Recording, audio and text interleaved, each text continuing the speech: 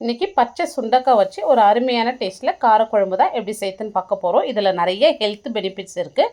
இந்த மாதிரி சுண்டக்காய் வந்து ஒரு இடிக்கல்லில் இடிச்சிட்டு தண்ணியில் சேர்த்து வச்சுருக்கேன். இப்போ ஒரு 2 ஸ்பூன் எண்ணெய் இடித்த வந்து சுண்டக்காய் கொஞ்சமாக உப்பு சேர்த்து ஒரு 2 நிமிஷத்துக்கு வதக்கி எடுத்துங்க.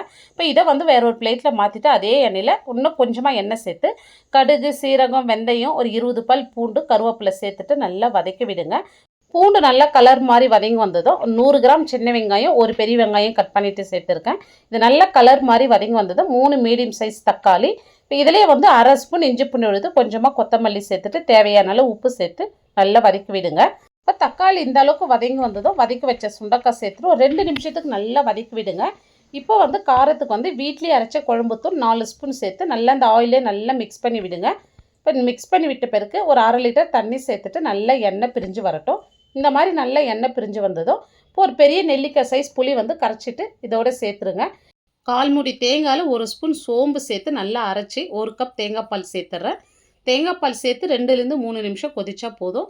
பாருங்கள், இந்த அளவுக்கு கொதித்து நல்லா திக்காய் வந்திருக்கு. இப்போ வந்து கருவேப்பிலை, கொத்தமல்லி சேர்த்துட்டா வந்து ஒரு அருமையான டேஸ்ட்டில் பச்சை சுண்டக்காய் வச்சு காரக்குழம்பு ரொம்ப சூப்பராக பண்ணியிருக்கோம்.